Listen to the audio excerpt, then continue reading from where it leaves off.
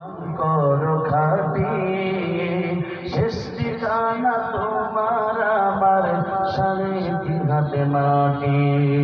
আজকে মরলে কালকে 2 দিন, পরের দিন কেউ চিনবে না। যাদের জন্যে করলা কামাই মরলে তাহারা চিনবে না।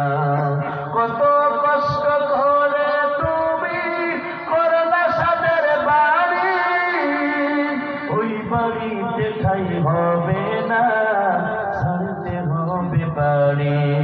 মোহমায়ার টানে তুমি রবের বিধান ভুলো না।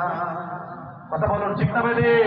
মোহমায়ার টানে তুমি রবের বিধান ভুলো না। পাপ পুণ্যের হিসাব নেবেন একদিন মালিক রব্বানা। আজকে মরলে কালকে 2 দিন, পরের দিন কেউ চিনবে না।